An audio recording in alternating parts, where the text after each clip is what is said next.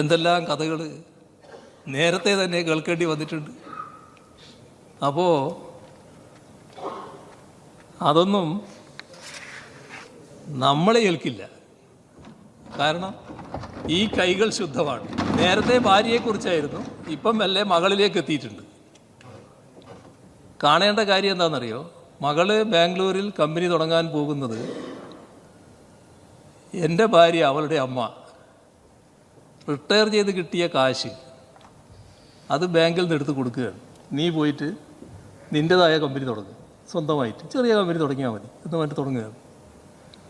അപ്പോൾ അതിൽ നിന്ന് വന്നതുകൊണ്ട് തന്നെ ഇങ്ങനെയുള്ള കാര്യങ്ങളൊന്നും കേൾക്കുമ്പോൾ എനിക്കൊരു മാനസിക കുലുക്കം ഉണ്ടാവില്ല.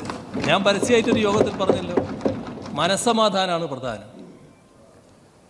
നിങ്ങൾ മനസ്സമാധാനത്തിന് നിരക്കുന്ന കാര്യങ്ങൾ മാത്രമേ ചെയ്യാവൂ. തെറ്റ് ചെയ്തെങ്കിൽ മനസ്സമാധാനം ഉണ്ടാവില്ല. ബാക്കിയെല്ലാം കേൾക്കുമ്പോഴും തെറ്റായ കാര്യങ്ങൾ നമ്മളെക്കുറിച്ച് പറയുന്നത് കേൾക്കുമ്പോഴും ഉള്ളാലെ ചിരിച്ചുകൊണ്ടത് കേൾക്കാൻ പറ്റും.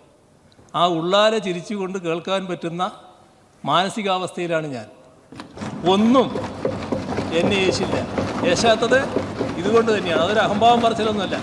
ഈ കൈകൾ ശുദ്ധമാണ്, അതുകൊണ്ട് തന്നെയാണ്. അത് ആരുടെ മുന്നിലും പറയാൻ കഴിയും, അല്പം തല ഉയർത്തി തന്നെ പറയാനും കഴിയും.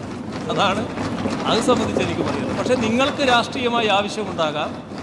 ഈ ടീമിന് ഇപ്പോൾ ഞാനാണല്ലോ ഒരു നേതാവ് എന്ന് പറയാൻ ഇരിക്കുന്നത്. അതുകൊണ്ട് ആരിരുന്നാലും ഇവിടെ ഇരിക്കുന്ന ആളാണല്ലോ നേതാവ്. അതിൻ്റെ ഭാഗമായി ആ കസേരയിരിക്കുന്നയാളെ ഇടിച്ചു താഴ്ത്തൽ, ഇകഴ്ത്തി കാണിക്കൽ നിങ്ങളുടെ രാഷ്ട്രീയമായൊരാവശ്യമായിരിക്കാം. നിങ്ങളത് നടത്ത്. ജനം സ്വീകരിക്കുന്നുണ്ടോ ഇല്ലയോ എന്ന് കാലം തീരുമാനിക്കട്ടെ. CPM-ന് വലിയ ചോദ്യങ്ങളായിരിക്കും വരും ദിവസങ്ങളിൽ.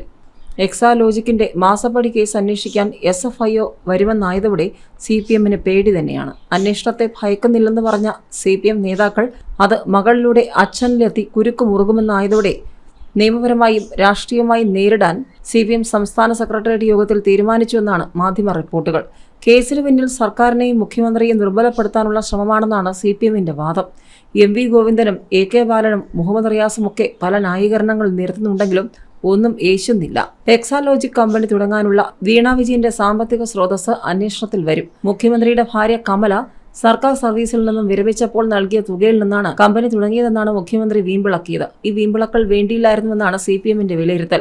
ഇതിൽ ഏതെങ്കിലും വീഴ്ച ഉണ്ടായാൽ തങ്ങളെ തന്നെ തിരിഞ്ഞു കൊത്തുന്നതാകും ഇത് പാർട്ടിക്ക് വലിയ ക്ഷീണം വരുത്തുമെന്നും പാർട്ടി വിലയിരുത്തുന്നുണ്ട്.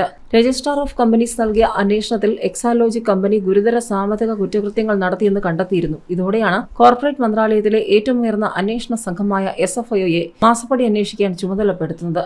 മുൻ ധനമന്ത്രി ചിദംബരത്തിന്റെ മകൻ കാർത്തി ചിദംബരം ഉൾപ്പെട്ട എയർസെൽ മാക്സിസ് കേസ് അന്വേഷിച്ച ഉദ്യോഗസ്ഥ സംഘമാണ് വീണ വിജയന്റെ മാസപ്പടി കേസും അന്വേഷിക്കുന്നത്. തട്ടിപ്പ് കണ്ടെത്തിയ അന്വേഷണ സംഘം കാർത്തി ചിദംബരത്തെ അറസ്റ്റ് ചെയ്ത് ജയിലിലാക്കുകയും ചെയ്തു. ഇത് CPM-നെയും മുഖ്യമന്ത്രിയെയും വല്ലാതെ പേടിപ്പിക്കുന്നുണ്ട്.